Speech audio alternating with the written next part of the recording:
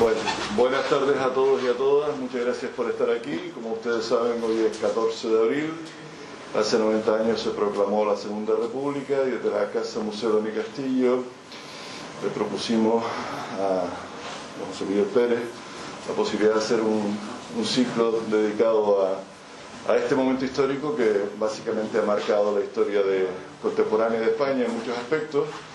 La República fue un espacio en el ámbito jurídico y de libertades civiles realmente importante. A nivel económico sufrió numerosos avatares.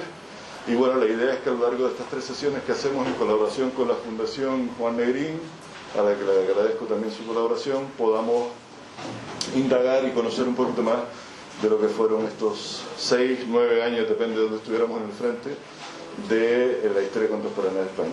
Quiero agradecer la presencia del director general director insular de la Consejería de Cultura, que nos acompaña esta tarde con nosotros, y a todos ustedes.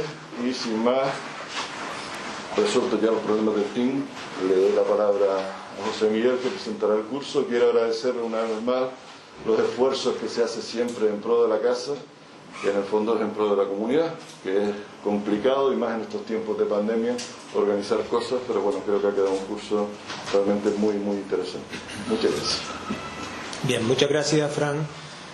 Como siempre, llevamos ya 21 años, 21 ediciones de estos cursos de historia política. Es difícil encontrar, lo digo con conocimiento de causa, en España un punto de encuentro, de especialidad de la historia política contemporánea que se haya mantenido tantos años, tanto tiempo.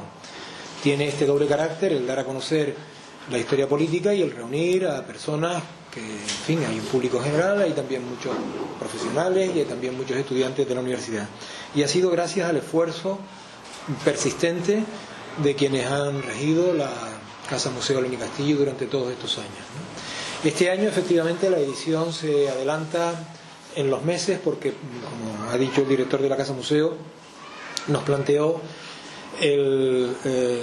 hacerlo coincidir con la efeméride del 90 aniversario del día 14 de abril de 1931 e intentar indagar y explicar algunos de los rasgos que tiene esta fecha, ¿no?, para la historiografía.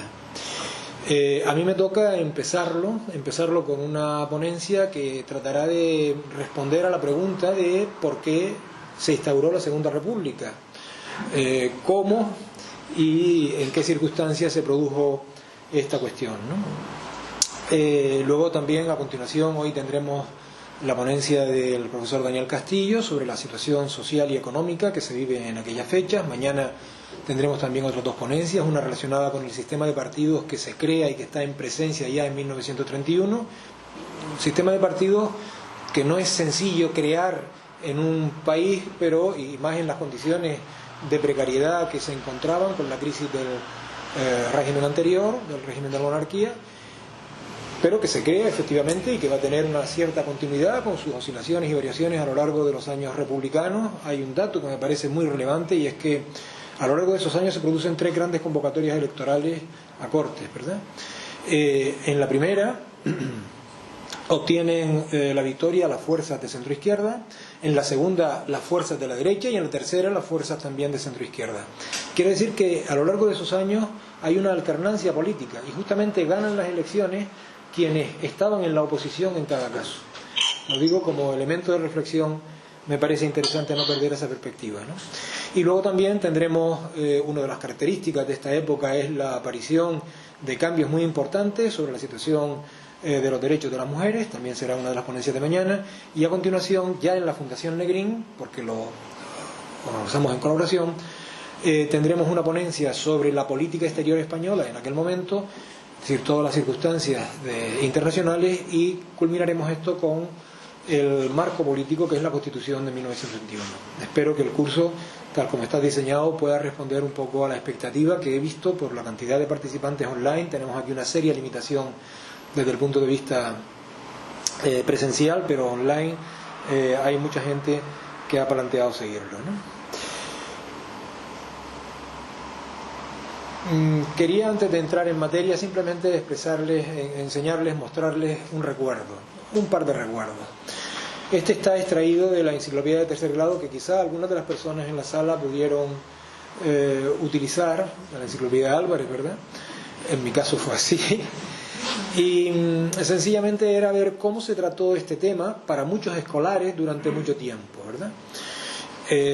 Bueno, responde a una idea de la historia muy determinada, de la historiografía muy determinada, pero también con una carga ideológica que responde evidentemente también al contexto de los años en que nos encontrábamos, ¿no? No quiero ahora repetirles lo que aquí se dice y tal, pero en fin, si esto es rigor histórico, simplemente lo ocurrido después. Y luego hay otro texto, que es este que tenemos aquí, que es un texto en el que se cuenta también un resumen de este tipo. Esta era la clásica historia de España del bachillerato, que fue muy conocida en su tiempo también, ¿no? Efectivamente, si leemos lo que aquí pone, el gobierno que sucedió al de Primo de Rivera quiso implantar con moderación y cautela el antiguo régimen constitucional, pero eran muchos los que impacientes pedían inmediatas elecciones, celebrándose elecciones municipales, etcétera, etcétera.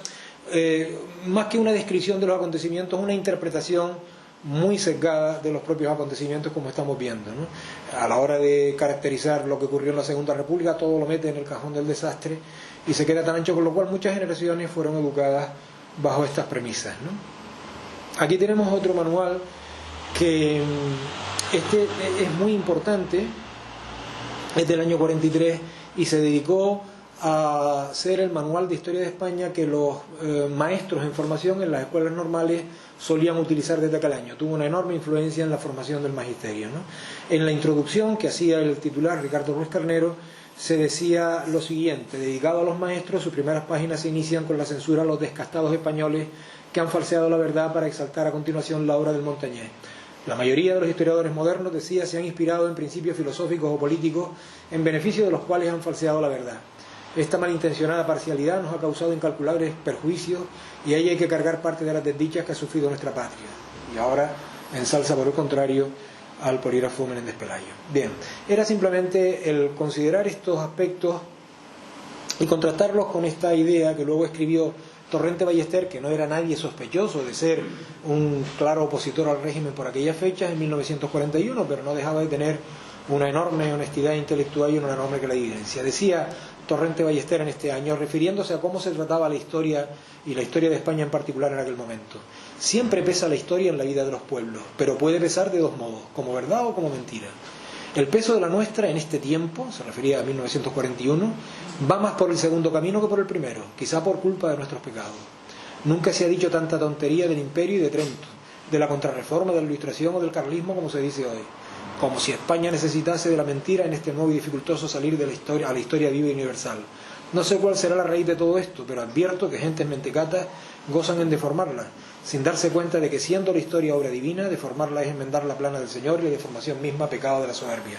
Bueno, al menos en aquella época en que dominaba el providencialismo a nivel historiográfico y donde las cátedras universitarias que habían sido vaciadas se componían de personas que abrazaban este presidencialismo, con el que coincidía de alguna manera el propio Torrente Ballester, sin embargo tenía la honestidad de poner en solfa lo que se estaba publicando, escribiendo y diciendo sobre el pasado español.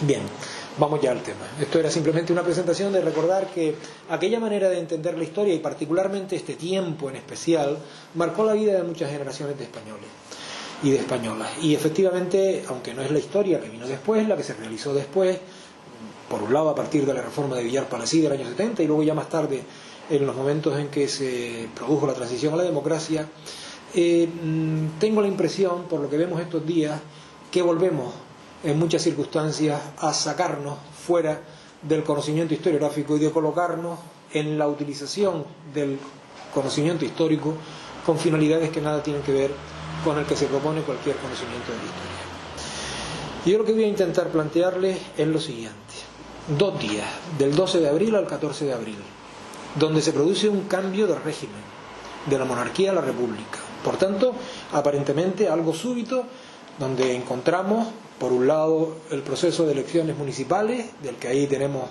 una fotografía, y de otro, la propia imagen del rey Alfonso XIII en el momento en que llega a Fontainebleau, en Francia.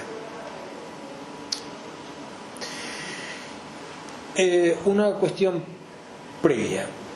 Entre el 12 y el 14 de abril se produce un cambio de régimen, como digo, casi súbito.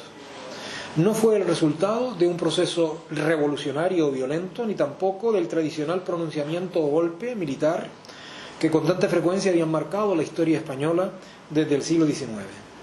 Por lo que vemos en las apariencias de las imágenes del momento, quiero decir que el director de la Casa Museo ha intentado por todos los medios traer un documental que hace poco lo realizó la Filmoteca Nacional, llegó a la Filmoteca Nacional, inédito, encontrado en Estados Unidos, pero yo no sé qué pasa con estos organismos ubicados en Madrid, que no hay manera de que puedan extenderse por el conjunto de España, algo, en fin, complicado, ¿no? Sé que lo he intentado y agradezco los esfuerzos, pero seguimos en las mismas, ¿no? Lo que allí se sabe, allí se queda, y o lo vamos a ver allí o parece que no llega a ningún sitio, ¿no?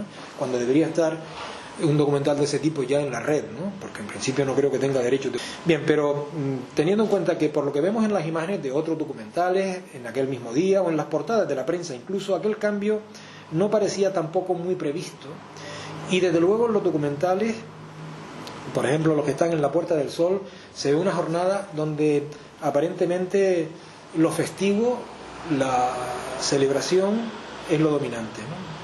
Y sin embargo, como ocurre con todo acontecimiento, este momento, estos 2 días, no pueden explicarse sino a partir del estudio y el análisis de unos procesos que confluyen en un cambio de aquella naturaleza, que no es poca. Para examinarlo vamos a partir de 2 ámbitos de análisis que, aunque indispensables, son útiles para percibir aquellos procesos. De un lado, vamos a partir de la propia crisis del régimen monárquico. Y de otro, vamos a ver la posible alternativa, es decir, ¿había realmente una alternativa republicana configurada que diera paso a que cayera de forma madura la República? Vamos a ver a través de estas 2 vías, de estas 2 diferentes vías de percepción, cómo confluyen después en el mismo momento en que llegan estos 2 años. Vamos a ver, por tanto, ¿qué es lo que ocurrió? Antes que nada, también me gustaría recordar lo siguiente. La facilidad con la que en cuestión de horas se derrumbó la monarquía y quedó instaurada la República, la Segunda República, no fue solo consecuencia de la debilidad de la monarquía, del agotamiento del régimen monárquico, como vamos a ver, ¿no? Sino también de la presencia real de un poder republicano clandestino que conjuntaba casi por completo a las fuerzas de oposición. Ese gobierno, entre comillas, que asimismo se llamaba gobierno provisional, existía desde hacía casi un año y solo precisaba de la ocupación de los instrumentos del mando para cambiar su nombre. Tal desenlace de la crisis de Estado evitó que se produjera un vacío de poder o que lo que sucedió a partir del 14 de abril se convirtiera en una violenta revolución o en una solución radical, como se temía por parte de algunos de los corresponsales de prensa extranjera o de los embajadores que dieron cuenta de lo que había sucedido en España tras las elecciones del 12 de abril.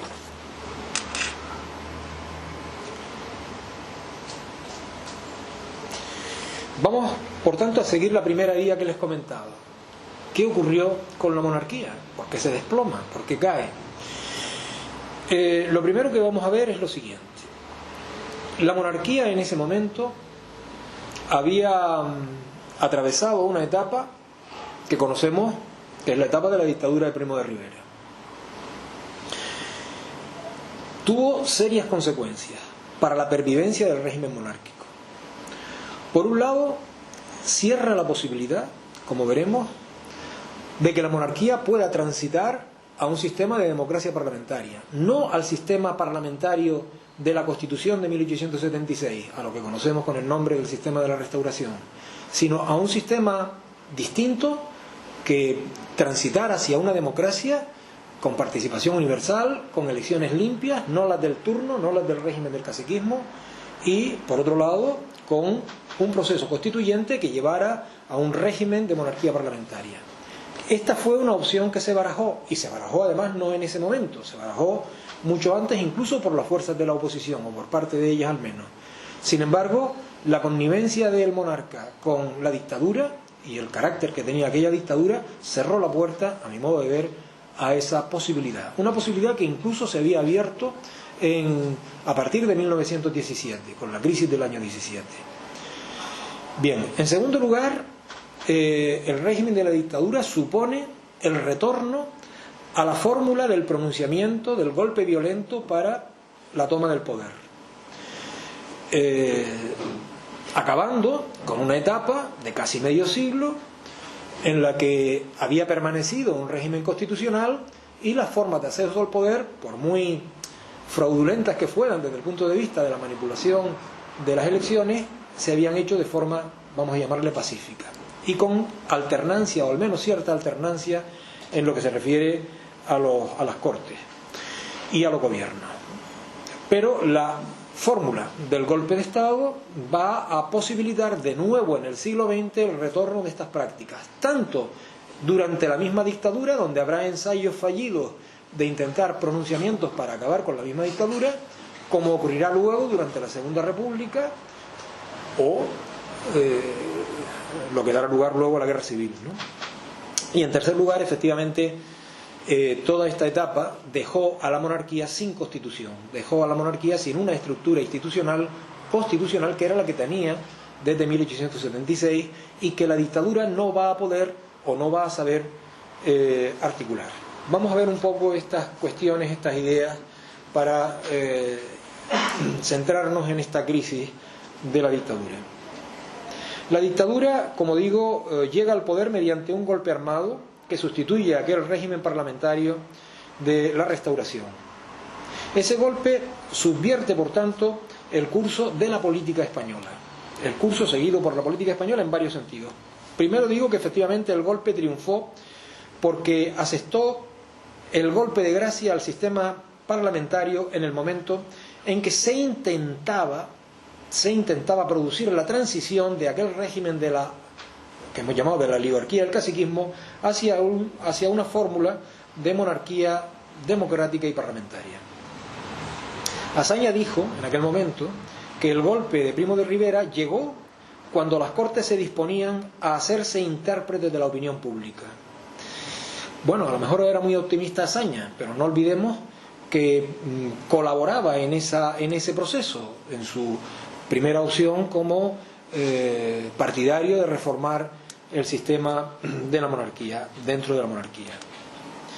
Efectivamente, antes de permitir el funcionamiento pleno y prestigioso del Parlamento, se prefirió destruirlo. Estas son palabras de Azaña. En su día también otra historiadora conocida, Mercedes Cabrera, afirmó que ese golpe, el de Primo, fue uno de los momentos más catastróficos de nuestra historia contemporánea. ¿Por qué? Pues por varias razones, pero por lo segundo que había dicho antes, ¿no? Porque volvió a legitimar de nuevo el recurso a la violencia, al pronunciamiento, para llegar al poder, para cambiar el régimen político. Y por lo tanto fue un retorno a la práctica decimonónica cuando los espadones intervenían para cambiar gobiernos, para cambiar regímenes. Por tanto, se inauguró a partir de aquí una nueva etapa, como decía antes, ¿no? En 1926, en 1929, en 1936, incluso antes en el 32, etcétera, ¿no? Y con ello se cerró, con ese recurso a la violencia, como digo, toda posibilidad de que la monarquía constitucional diese solución al problema constituyente que desde 1917 diferentes sectores de muy diversa índole, desde sectores republicanos, sectores monárquicos reformistas, sectores vinculados al catalanismo nacionalista, militares, élites intelectuales, representantes de las clases trabajadoras, habían situado en primera línea del debate político. Es decir, el cambiar el sistema del 76 por un sistema monárquico, parlamentario y democrático. Y por lo tanto, España, en lugar de reformar la Constitución del 76, la alternativa con la dictadura fue sencillamente quedarse sin constitución, sin régimen constitucional. En la visita que hace Alfonso XIII poco después de la llegada al poder de Primo de Rivera a Italia, la visita oficial, visita que le acompaña al propio Primo de Rivera y que la recibe el rey Víctor Manuel de Saboya, Alfonso XIII le dice al rey italiano, presentándola a Primo de Rivera: este es mi Mussolini. Y efectivamente, mi Mussolini, esa frase dice mucho. Dice que el rey entregaba la monarquía a la dictadura, pero no a una dictadura cualquiera, sino a una dictadura que iba a estar en línea con la que en aquellos momentos se había producido en Italia. Otra cosa distinta es que en los años de la dictadura las relaciones entre el monarca y el dictador no fueran las mismas que tuvo Víctor Manuel con el dictador italiano, entre otras cosas por la propensión del rey a intervenir de manera mucho más directa en política, lo cual le llevó a enfrentarse incluso finalmente al propio Primo de Rivera.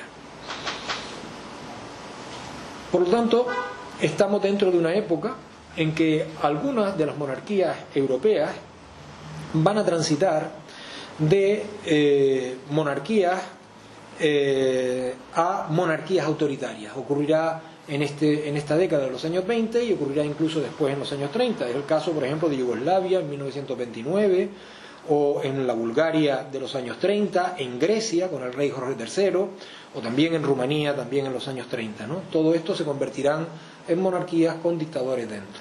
Ocurrirá también en España.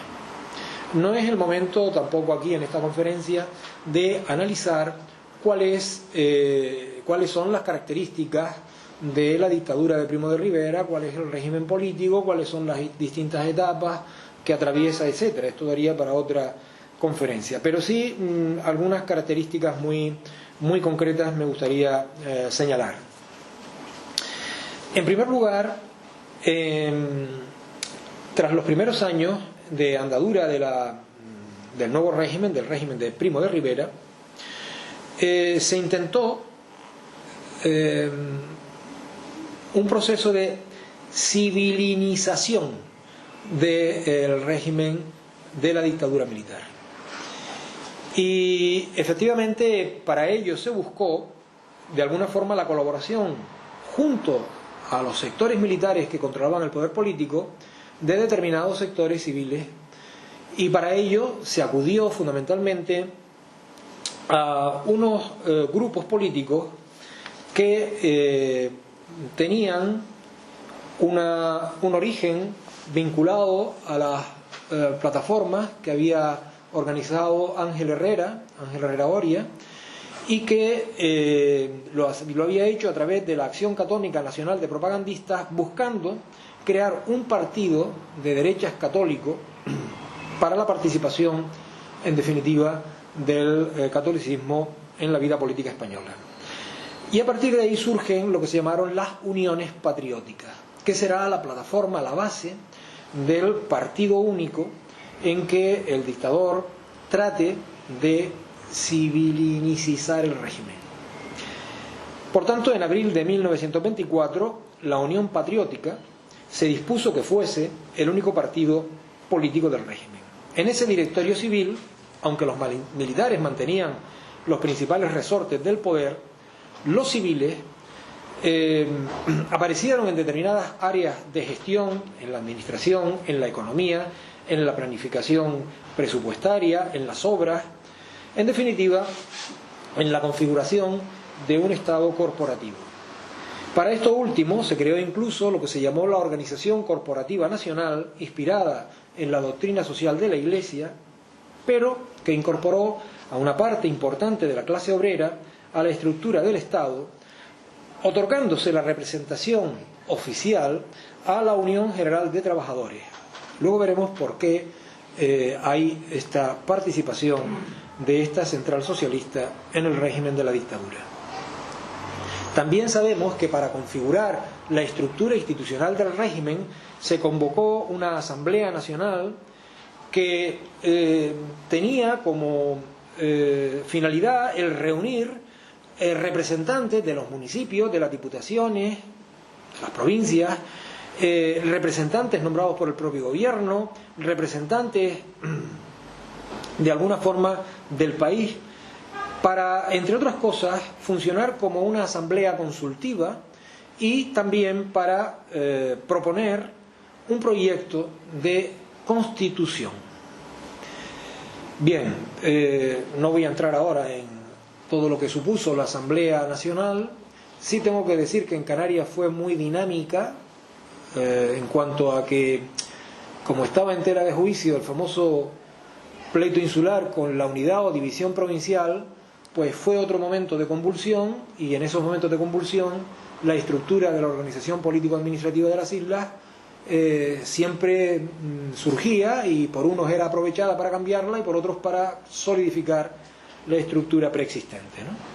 Bien, pues a partir de aquí empezó realmente la quiebra del régimen de la dictadura, y se abrían tres grandes opciones: la opción de ir a una auténtica democracia constitucional, la opción de retornar al texto de 1876, o también el irse a un régimen constitucional antidemocrático y autoritario, como encontraremos en el proyecto constitucional de 1929.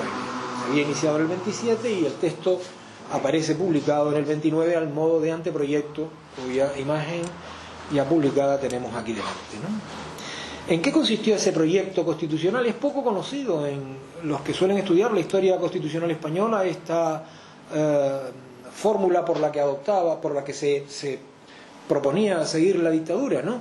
Pero me parece no perderlo de vista, aunque no entrara en vigor esta constitución, por llamarla así, sí es interesante no perderla de vista. En realidad es un texto propio de un régimen antiliberal, de un régimen autoritario, de un régimen antidemocrático, como decía, y por otro lado su propósito era poner fin a la provisionalidad del régimen de Primo de Rivera, que funcionaba sin un amparo institucional, simplemente por un decreto de excepcionalidad, ¿no? Y generar un auténtico régimen autoritario muy inspirado en aquellos momentos en el régimen italiano también. Tenía muchas concomitancias con el régimen italiano. Frente a la idea de soberanía nacional que había existido en el constitucionalismo del siglo XIX, aunque variaba si era soberanía popular o soberanía nacional, cuando se entendía que la nación no la representaban todos los españoles, no las mujeres, los españoles, los masculinos, pero de forma universal, o solo aquellos que tenían determinadas características porque contribuían, que fue lo que ocurrió mayormente en el siglo XIX, en el constitucionalismo del XIX, ¿no? El sufragio restringido y por tanto un régimen de soberanía mixta. Las Cortes junto con el rey, la nación junto con el rey, son el sujeto de la soberanía, que fue lo que dominó durante todo el siglo XIX, salvo contadas excepciones, como ocurrió en 1812, como ocurrió en 1869. Salvo eso, realmente lo otro fue soberanía mixta, ¿no? Pero el principio de soberanía nacional, que establecía ese principio propio de regímenes, se estableció un principio propio de los regímenes fascistas, y es que el Estado ejerce la soberanía, se decía, como órgano permanente representativo de la nación. Esta idea del Estado que encontramos aquí, que luego la veremos en el régimen nazi en Alemania o en estos regímenes autoritarios, es importante porque se incorpora por vez primera a una fórmula constitucional en España, ¿no? La idea del Estado por encima de la idea de los ciudadanos. Les recuerdo la diferencia con la Constitución gaditana de 1812, cuando se decía que la soberanía reside en la nación. ¿Y quién es la nación? Decía la Constitución de 1812. La nación es la reunión de todos los españoles de ambos hemisferios. Es decir, la nación era la nación de ciudadanos, que es la solución que da la Constitución de 1812. Luego ya fue muy matizada en constituciones siguientes, ¿no? Pero ahora estamos viendo cómo se sustituye aquella fórmula liberal, tradicional, por una fórmula propia de los regímenes totalitarios, de los totalitarismos del siglo XX, donde el llamado Estado pasa a desempeñar otra función completamente diferente. Es una constitución, es un texto constitucional donde no aparece la división de poderes, donde las Cortes son elegidas de una forma muy diversa. Por una parte, hay una mitad de representantes que serán elegidos por sufragio universal, curiosamente, sin distinguir sufragio masculino y femenino. Pero realmente eran unas Cortes donde el resto de las Cortes eran nombradas prácticamente por los poderes ejecutivos y por el propio rey. Las funciones de las Cortes estaban muy supeditadas a las competencias que tenía el rey o que tenía otro organismo que se creó entonces, que era el Consejo del Reino. Por tanto, estaban enormemente limitadas en su función legislativa. El rey tenía además amplios poderes de veto, tenía iniciativa legislativa y era quien nombraba el gobierno, no salía de la representación del Parlamento.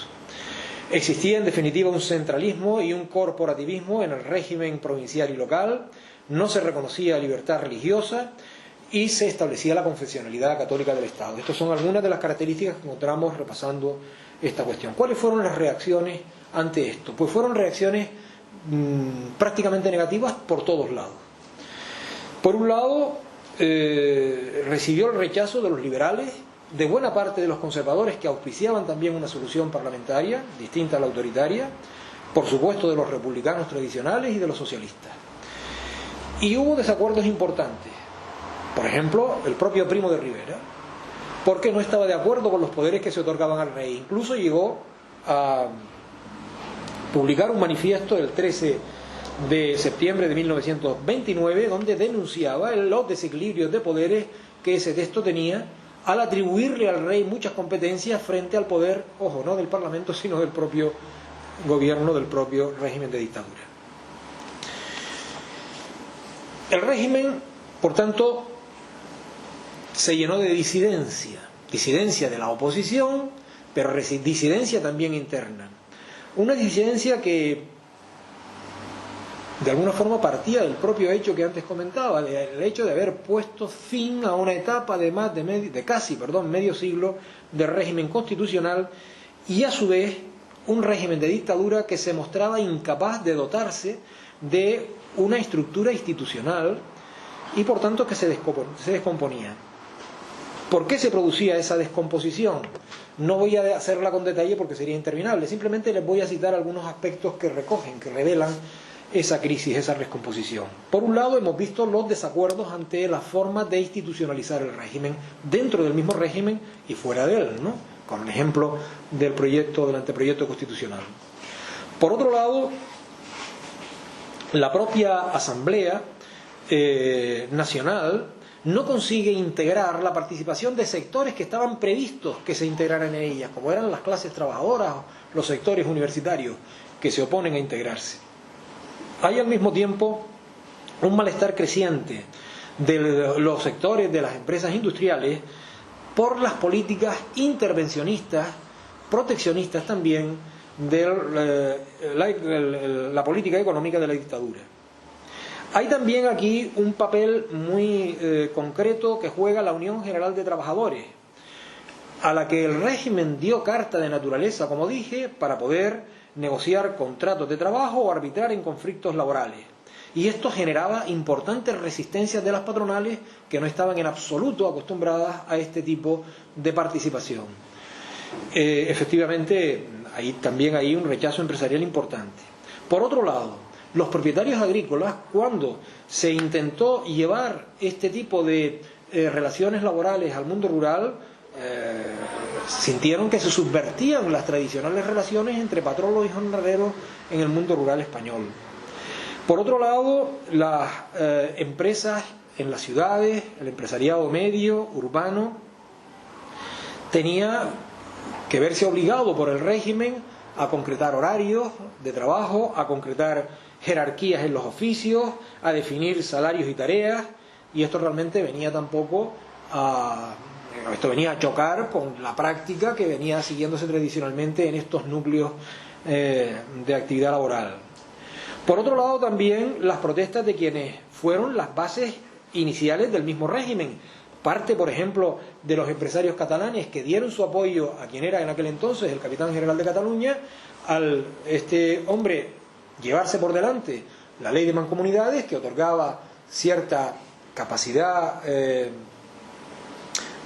desarrollo regionalista en el caso de aquellos momentos en Cataluña. Había sido la ley de mancomunidades de 1913 la respuesta de los gobiernos de la Restauración a la demanda del nacionalismo catalán. Pues al quedar interrumpida, estos mismos sectores que inicialmente lo habían apoyado también, estos industriales catalanes, van también a sentirse fuera de esta cuestión. Y por tanto, a medida que pasan los años, la dictadura pierde con su política el crédito inicial que tuvo en la opinión pública y al mismo tiempo en los apoyos de distintos sectores que aparentemente deberían haberse granjeado su favor. Aparecen también y simultáneamente, aunque no los voy a tratar aquí, problemas económicos. Estamos en los momentos en que a partir ya del año 28-29 aparece un desplome desde el punto de vista económico y no hay un régimen fiscal. La dictadura no consigue llevar adelante una reforma fiscal que construya la base que sustente el presupuesto del Estado. Recuerden ustedes que esto fue el gran caballo de batalla de los gobiernos del siglo XIX y del siglo XX. El derecho casi a no pagar impuestos de quienes tenían que haberlo pagado principalmente, ¿no? Pero sobre todo, esta ausencia de reforma fiscal va a complicar extraordinariamente la acción de un Estado que había basado en su intervencionismo, en la planificación y en la ejecución de obras públicas grandiosas, buena parte de su éxito inicial para superar las crisis que se encontraban en España desde el año 17.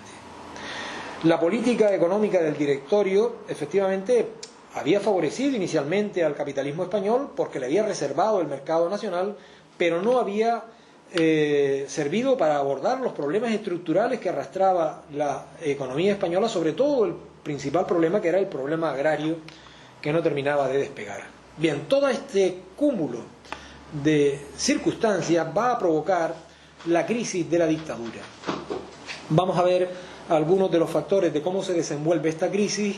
La pongo ahí: dimisión, destitución de Primo de Rivera, en el sentido de que lo uno y lo otro fueron ciertos, ¿no?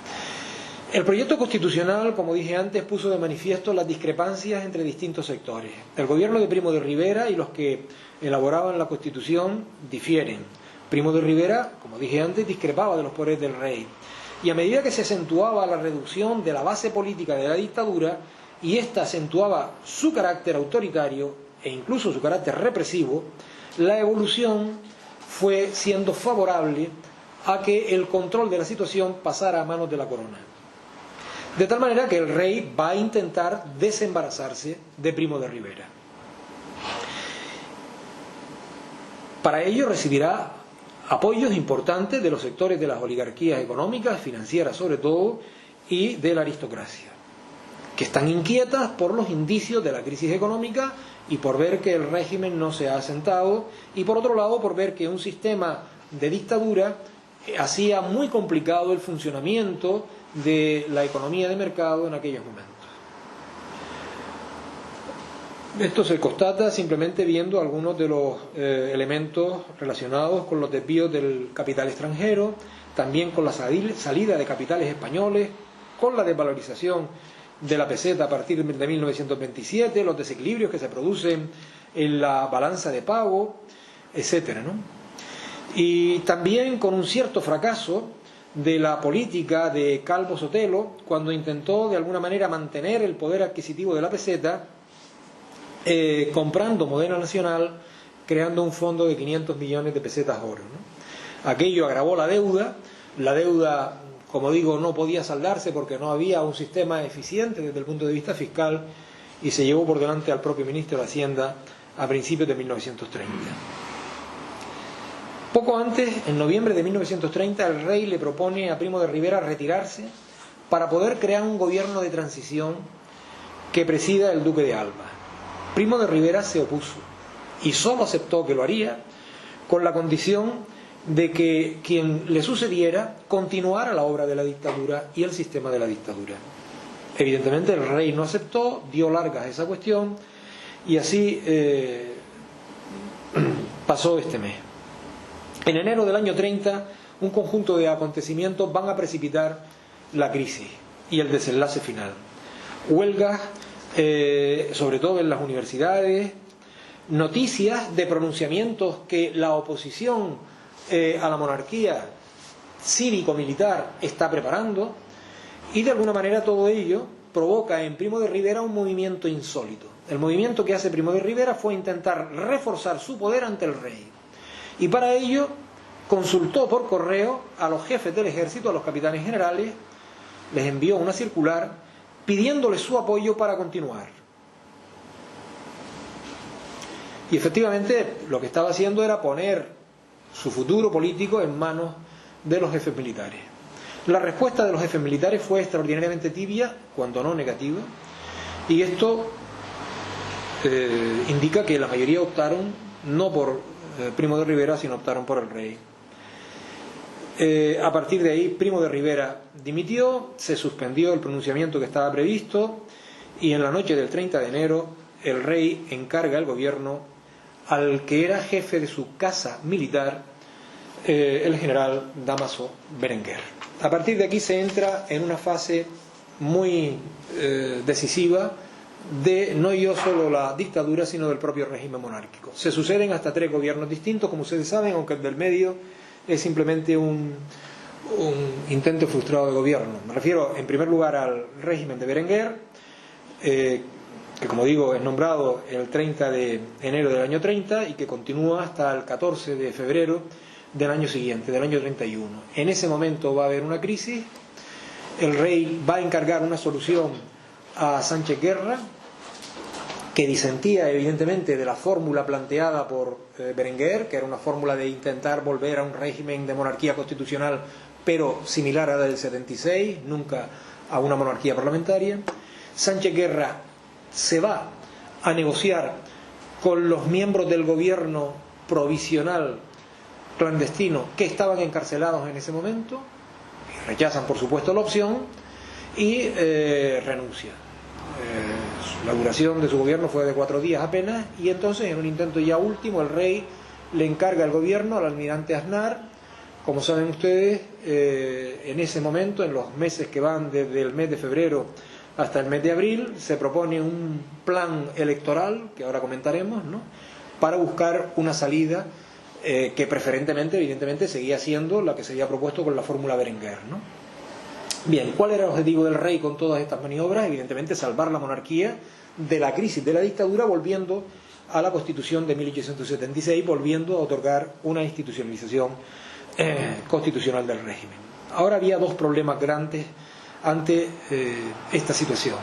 Para recuperar las garantías constitucionales, en primer lugar, esto podía pasar por el reforzamiento republicano, reforzar la opción republicana de los enemigos de la dictadura. Y en segundo lugar, el que se reactivaran los conflictos sociales que habían quedado amortiguados manu militari, es decir, por el régimen de la dictadura, y que lógicamente eran la expresión de las diferentes movilizaciones, crisis económicas, situaciones de dificultad que se encontraban tanto en el mundo rural como en las ciudades, en las industrias, en el comercio, etcétera. A los grandes intereses económicos, como dije antes, la dictadura les estorbaba a estas alturas, y les estorbaba para el funcionamiento de la economía. Por otro lado, la desconfianza en que un rey que había unido su gobierno, su corona, a una dictadura, sabiendo lo que era ya la clase de dictadura que se había implantado, porque se tenía muy presente lo que era el crecimiento del totalitarismo en Europa, no había ninguna confianza en que este rey pudiera restablecer un régimen constitucional. Por otro lado, parte de los apoyos liberales que había tenido el monarca, que eran gente de la derecha liberal monárquica, como era el hijo de Antonio Maura, Miguel Maura, como era el propio Alcalá Zamora, como era el propio Sánchez Guerra, o también Osorio y Gallardo, del que luego, si me da tiempo, contaré alguna anécdota, van transitando hacia una solución distinta, hacia una solución de cortes constituyentes que definan el futuro del país de una forma democrática. Esta derecha no posee grandes bases organizadas y por tanto no pueden llegar a lograr nada. Tampoco los partidos republicanos tradicionales, fundamentalmente representados por el lerrouxismo, que sabemos que había tenido un importante éxito en Cataluña, pero no había logrado extender ese éxito al conjunto de España. Es decir, aquel partido republicano radical tenía fuerza como movimiento populista republicano en Cataluña, pero no la tuvo en el resto de España. Al gobierno, en todo caso, lo que le preocupaba era la movilización social, la extensión de las huelgas, etc. A esto se le une también el viraje que se va a producir en el seno del socialismo, luego veremos un poquito en qué consistió esto, en el PSOE y en la UGT, que vuelven de nuevo a la opción republicana, rompen con la dictadura y rompen también con la oposición a un régimen de transición republicano y democrático. En agosto del año 30, las fuerzas de oposición constituyen a través del Pacto de San Sebastián un comité revolucionario que plantea en su programa un cambio de régimen mediante una fórmula de pronunciamiento militar con participación civil. En octubre del año 30 se acuerda con el Partido Socialista y con la UGT, que no estaban incorporados oficialmente a este comité, que respaldarían ese proyecto a través de una huelga general que ellos convocarían. Incluyen este comité revolucionario en su parte militar personas como las siguientes. Lógicamente lo presidía Alcalá Zamora, que era un civil, pero al frente del mismo estaba el general Queipo de Llano, estaban personas como el hermano de Franco, Ramón Franco, el propio Díaz Sandino, que luego será el responsable de la aviación republicana. El gobierno, como sabemos, detiene aparte de este comité militar. El movimiento militar estaba previsto para el mes de diciembre. El gobierno había anunciado elecciones legislativas para marzo del año 31 y, sin embargo, 4 días antes de llevarse a cabo la intentona del pronunciamiento, se levantan en Jaca unos militares, bueno, se adelantan en definitiva, ¿no? Fermín Galán, García Hernández, etcétera, que serán detenidos y posteriormente fusilados, convirtiendo paradójicamente en héroes a estos rebeldes. El 15 de diciembre la sublevación tenía que haberse producido en Cuatro Vientos por parte de las fuerzas aéreas, pero la falta de apoyo popular, que finalmente no se suman con huelgas generales, provoca también el que no triunfe y han de exiliarse parte de sus participantes, Queipo de Llano, Ramón Franco, etcétera, se van a Portugal. Y a partir de ahí el régimen acentúa sus actuaciones represivas, ¿no? Este es un poco el esquema general que caracteriza a estos 3 momentos. Vamos a ver ahora, si nos da tiempo, cuál fue la deriva que siguió a cada uno de estos 3 momentos, ¿no? Primero, el gobierno de Berenguer, como dije, su objetivo era plantar un momento de transición hacia la constitución monárquica tradicional a través de unas elecciones a celebrar en el mes de marzo. Es verdad que no contaba con los partidos dinásticos, que habían sido prácticamente desaparecidos por la propia dictadura, y por tanto era difícil encontrar un sustento, un sistema de partidos políticos que pudieran apoyar aquel régimen que había funcionado en el tiempo anterior. En el caso de las elecciones, el problema con que se va a encontrar es doble. Por un lado, el problema de las movilizaciones que se van a producir en el ámbito civil, movilizaciones obreras, movilizaciones universitarias, todas de signo antimonárquico, y al mismo tiempo el rechazo de las fuerzas cada vez más crecientes a participar en esas elecciones, el anuncio de que se iban a abstener. A pesar de que el gobierno intentó tener una información precisa en cada una de las provincias de si era o no factible que las fuerzas monárquicas ganaran esas elecciones y por tanto formaran la base política de ese regreso a esa monarquía constitucional. Yo tengo aquí el documento que el gobernador civil de entonces de Las Palmas, de Las Palmas, porque había sido creada la provincia en 1927, le envía al ministro que intentaba organizar las elecciones, que era también canario, ¿no? Y le garantiza que van a ganar las fuerzas monárquicas, pero curiosamente las fuerzas monárquicas no a través de los políticos que venían sustentando el régimen constitucional, sino a través de aquellos que sustentaron más o menos la dictadura, las fuerzas sociales y políticas de la dictadura, las uniones patrióticas, que no eran exactamente las mismas que aquellas que habían, como en otros sitios de España, apoyado al Partido Liberal o al Partido Conservador durante el régimen del 76. Por tanto, todo esto, y ante las previsiones del fracaso, llevó a algunos miembros vinculados a la oligarquía financiera, en concreto a Romano Mejía Cambó, a proponer el cambio de unas elecciones constituyentes por unas elecciones municipales. ¿Por qué? Porque intentaban que a través de esas elecciones municipales podían controlarse mejor las bases políticas de las instituciones desde las que luego montar las elecciones a Cortes y por tanto ganarlas para la monarquía. Era un intento de recuperar la base caciquil institucional que luego hacía ganar en el régimen del 76 las elecciones parlamentarias.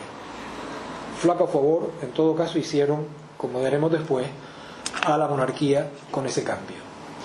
Por otro lado, y ante la crisis de Berenguer, se le encargó a Sánchez Guerra el gobierno, con el resultado que antes les comenté, y finalmente el propio Aznar se forma un gobierno con gente muy conservadora, Ricardo de la Cierva, Romanones también, etcétera. Su gobierno era continuar preparando las elecciones y tratar de ganarlas a través de la constitución de un partido fuertemente monárquico. El objetivo era liquidar cualquier vestigio de dictadura, pero una liquidación que hiciera olvidar al rey, o sea, hiciera olvidar a los ciudadanos que el rey había formado parte de aquella dictadura, ¿no? Y efectivamente, ante esas elecciones aparecen serias divisiones entre los propios monárquicos, como antes decía. Aparece, sin embargo, una fuerza del caciquismo en el mundo rural, y aparece también una oposición que ya desde el año anterior, del año 29, se había ido conjuntando, la conjunción de republicanos y socialistas. Y la celebración de aquella fórmula propuesta por Cambó y Romanones de elecciones municipales dio el resultado que dio el 12 de abril, ¿no? Un resultado donde funcionó el caciquismo a la perfección, es decir, en la mayor parte de los municipios ganaron los monárquicos, porque primero, por infinidad de ellos, se ganó por el artículo 29, es decir, se impedía que se presentara más de una candidatura, y ese artículo establecía que si no se presentaba, ese artículo de la ley electoral, más de una candidatura, quedaba nominada y elegida la que se había presentado única, ¿no? Esto ocurría en el mundo rural a través de la movilización caciquil. Pero en las grandes ciudades, en 41 de ellas, en 41 de las 50, ganaron las candidaturas de la conjunción republicano-socialista. Y esto puso de manifiesto que efectivamente el país que se había acostado esa noche monárquico, el día de las elecciones se había levantado republicano.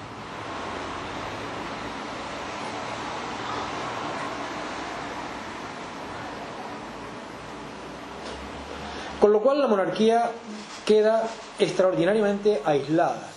Los factores de ese aislamiento lo hemos visto un poco en la secuencia, pero el proceso de aislamiento es fácil de adivinarlo, ¿no? La monarquía carecía de un sustento para una salida constitucional. No había partidos del turno tradicionales, que eran sus apoyos lógicos, y no había organización realmente en la que fundar el regreso a la Constitución. El caciquismo existía, pero se limitaba al mundo rural, como demostraron aquellas elecciones. Las ciudades habían cambiado. El desapego de muchos sectores económicos de la política de Primo de Rivera no era igual con respecto al rey. Pero es curioso, cuando Berenguer intentó movilizar a empresarios prestigiosos para que formaran parte de las listas monárquicas, se escondieron. Tal vez no era un desapego de cara, pero sí, desde luego, el desapego era evidente, ¿no? Y por otro lado, algunos partidos que habían de una u otra manera colaborado con la dictadura, como era el caso del PSOE y fundamentalmente de la UGT, habían roto ya con ese proceso. Y los partidos republicanos declinaron cualquier propuesta de colaborar en ese proceso. Por lo tanto, la falta de apoyo del rey era claro, en distintos sectores. En las clases medias era evidente. Las clases medias intelectuales y profesionales rechazaban crecientemente a la monarquía. Hay un artículo muy elocuente de Ortega y Gasset de noviembre de 1930, ¿no? aquello de Lenda es monarquía, ¿no? Donde hablaba del error Berenguer. Cuestionaba no que el error fuese Berenguer, sino lo que se proponía el rey con Berenguer, restaurar algo que había caducado, que no tenía ya cabida en la España de 1930 con respecto a la España de 1900. Y terminaba aquella frase de Lenda es monarquía, ¿no? Aquel artículo impactó, se publicitó por muchos sitios, aquel artículo publicado en el diario El Sol, ¿no? Se había formado también la agrupación al servicio de la República por prestigiosos intelectuales integrados por Unamuno, Machado, etcétera, ¿no? Los militares que habían apoyado a la monarquía, por supuesto, y tradicionalmente al rey, había serias divisiones. No iban a poner la mano en el fuego por la continuidad del rey si había un cambio de régimen, cosa que hicieron. Recuerden ustedes que uno de los signos que el rey ve la misma mañana del día 13 de abril es que cuando ordena a la Guardia Civil a que contenga posibles movilizaciones en la calle, el mismo director de la Guardia Civil no va a obedecer esa orden. Ese mismo director era el general Sanjurjo, el que se levantaría luego en el 32 y el que estaba llamado a liderar el golpe del 36. Efectivamente, ahí había también importantes divisiones. El propio cuerpo de artillería, por razones que ahora no vamos a entrar, estaba ya en absoluta desafección, ¿no? Por tanto, desde el punto de vista de los sectores sociales, era complicado que la corona no estuviese aislada. No contaba con una estructura política, tenía el dudoso apoyo de los poderes económicos, tenía un enorme desprestigio ideológico en el mundo de los intelectuales, de los profesionales, de los universitarios, y tampoco tenía la seguridad del apoyo militar, ¿no? Esto reflejaba no solo una crisis política, reflejaba también una crisis de la realidad social en que se había apoyado la monarquía, porque la sociedad había cambiado, una crisis de los valores que habían conformado el régimen del propio sistema al que el rey pretendía volver. No había, por tanto, un sustento partidista y, de alguna manera, la caída de Primo de Rivera lo que había contribuido es a acelerar el proceso de politización, porque ese proceso de politización se tradujo luego en algo que se había planteado en el siglo XIX por parte fundamentalmente de los progresistas frente a aquellos que de alguna forma sostenían tradicionalmente el poder, que era identificar la monarquía con el despotismo y la república con la democracia, cuestión que, como sabemos hoy, no tiene necesariamente que ser así, pero en aquel momento de crisis de la monarquía esa opción, esa identificación corrió como la pólvora y fue capaz de movilizar a mucha gente.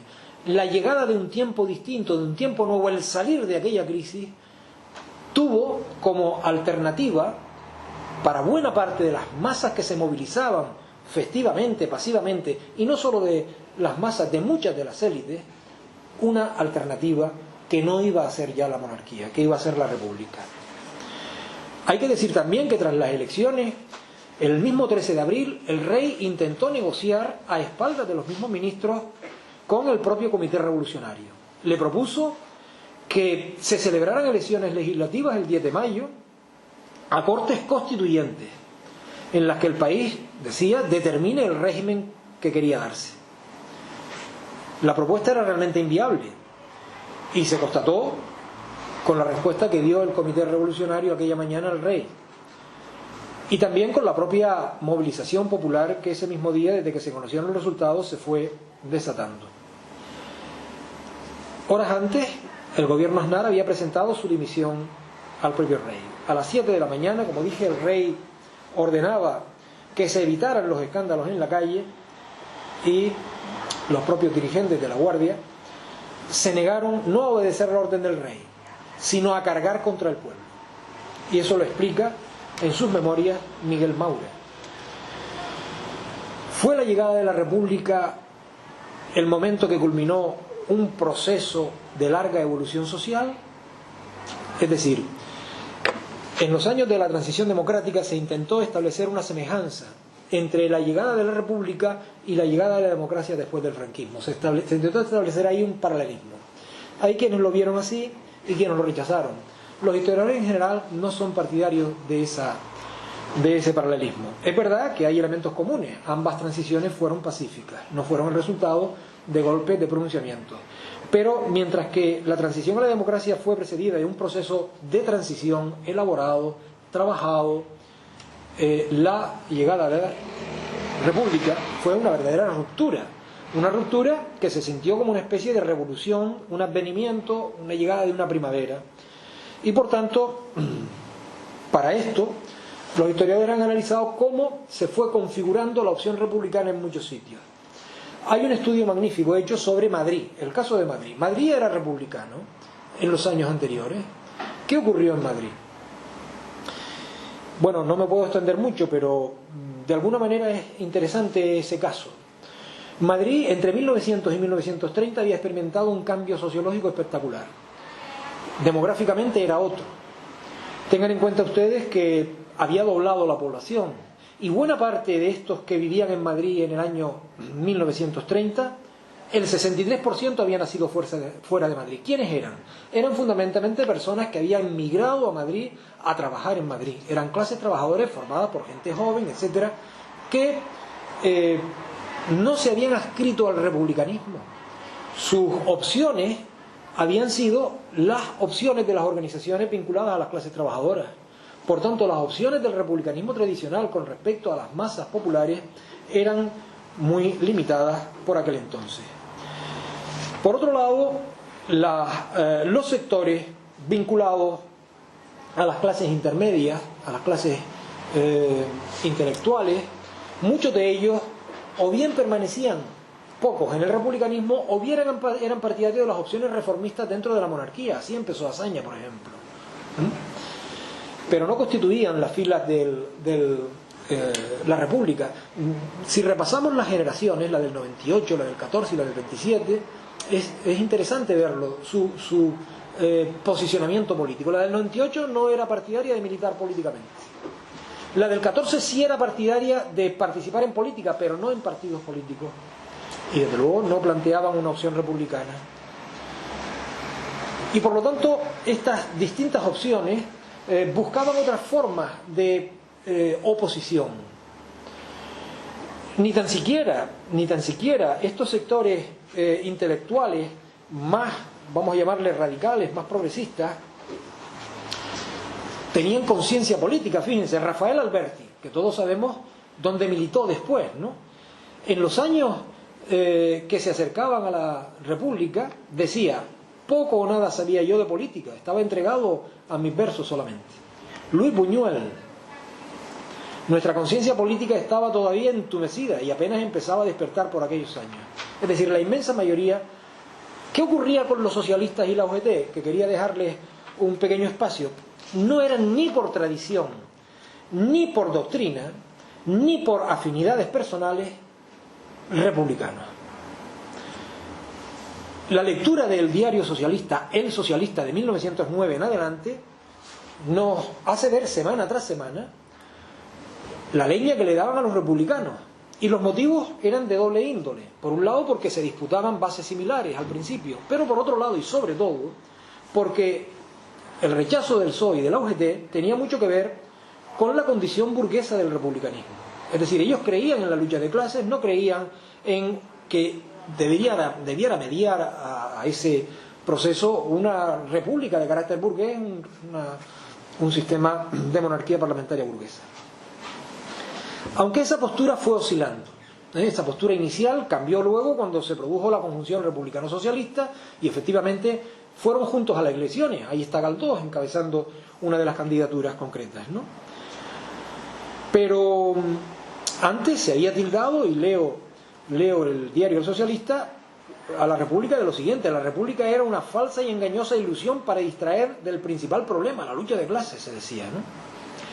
Sin embargo, en 1910, con la conjunción republicana, cuando leemos El Socialista, se podrá decir siempre con la República. Por tanto, hay una oscilación clara, pero solo en la medida en que fuese entendida como una etapa hacia el socialismo.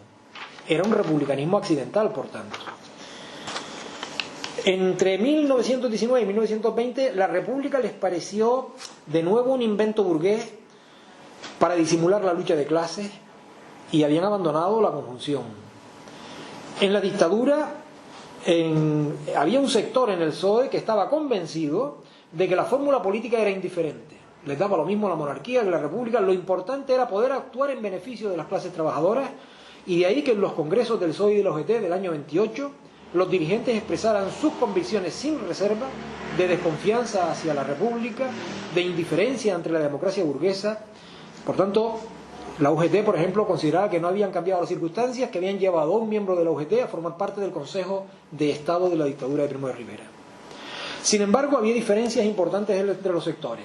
Besteiro y Largo Caballero, por un lado, Besteiro como heredero de Pablo Iglesias, heredero del marxismo de Pablo Iglesias, que entendía que la participación en la República era pervertir el ideal socialista. Por razones parecidas, desde la UGT lo era Largo Caballero. Argumento contrario era el que proponía Indalecio Prieto, que, como sabemos, era partidario de unirse a sectores republicanos, a sectores de las clases medias, y establecer ahí un gran acuerdo.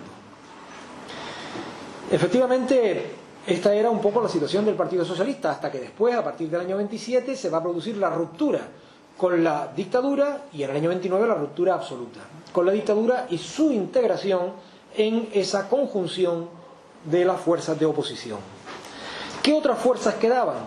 Las fuerzas republicanas. Las fuerzas republicanas, como digo, habían perdido buena parte de las bases por razones generacionales, por la propia dictadura, por la postergación a la que quedaron. Quedaba la solución de los nuevos republicanos que, por ejemplo, a partir de 1909-10 habían constituido en Cataluña el Partido Republicano Radical de Lerroux, pero no se extendió a toda España, incluso más. Lerroux llega un momento en que se plantea la posibilidad, ante la invitación del rey, de colaborar con el rey. Él llega en 1918 a entrevistarse con el rey, y en esa entrevista con el rey da una conferencia en el Ateneo, recibe el apoyo de los republicanos afines a Lerroux en Madrid, se van a manifestar por la causa republicana y los disuelve. Les ocultó que se había reunido con el rey en cualquier caso. Bien, por lo tanto, este es el panorama del sistema de partidos que encontramos. No había realmente un sistema de partidos con coherencia republicana que viniera de aquellos años. Había alguna excepción dentro del socialismo, por cierto. ¿Quién era la excepción, para variar? Negrín. Negrín en Canarias ya era, bueno, cuando salió de Canarias, como saben ustedes, simpatizaba con el partido de Franchi Roca, con el Partido Republicano Federal. Y lo sabemos, y sabemos de su militancia por una carta que desveló en su día el historiador Sergio Millares, que escribió a su amigo Simón Benítez Padilla desde Alemania. En aquella carta le decía: quiero saber cómo marcha nuestro amigo Franchi, a quien saludarás de mi parte. También que me enteres de que si es verdad lo que dice el diario La Mañana, un periódico local, refiriéndose a nuestro partido, al manifestar que va de capa caída. Bien, por lo menos ahí tenemos una evidencia primaria de que efectivamente había ya. Pero no solo eso, es que en el año 26 Negrín figura entre los firmantes de la Alianza Republicana, no el PSOE. Él no militaba ni siquiera en el PSOE no lo apoyó. Aquella Alianza Republicana que apoyaron distintas fuerzas políticas y distintos intelectuales, como Unamuno, Blasco Ibáñez, Antonio Machado, Gregorio Marañón. Aparece el nombre también de Juan Negrín o Eduardo Ortega y Gasset. Y luego ya en el año 29, a raíz de su incorporación al PSOE, va a dar una conferencia en el Ateneo que se publicará, y donde dirá: fui republicano desde que tuve sensibilidad política, esta fue una razón decisiva para mí, todos los partidos socialistas son republicanos. Bueno, esa parte quedaba censurada en la publicación del periódico de aquel año, quedaba censurada. El PSOE es eminentemente, exclusivamente republicano, censura que te pego.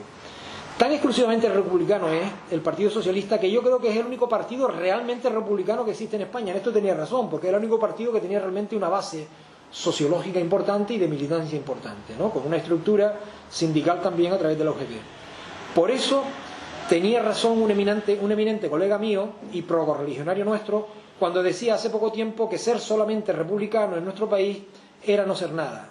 Libertad política sin fundamento económico no sirve de nada. república y socialista. Bueno, por tanto, pero era una rara avis dentro del socialismo. Y por lo tanto, este es un poco el camino que se transitó, como dije, hacia la república. La república llegó en esos 2 días, a través del proceso que hemos visto. El monarca salió, se pactó por lo que quedaba del gobierno de la monarquía una salida pacífica con el Comité Revolucionario al que se entrega el poder, y como sabemos, a partir de ahí ya surge todo un proceso constituyente, ¿no? Aquí tenemos un ejemplar de la provincia de aquel entonces, la proclamación de la Revolución en España, el otro de otro periódico. Lo encontramos así. Las noticias que llegan, estas que encontramos en Madrid o en Barcelona, son grandes movilizaciones festivas, grandes movilizaciones pacíficas en su inmensa mayoría, como la que estamos viendo aquí. La llegada de la República, por tanto, más que culminar un largo proceso de evolución social, fue realmente una ruptura, fue realmente una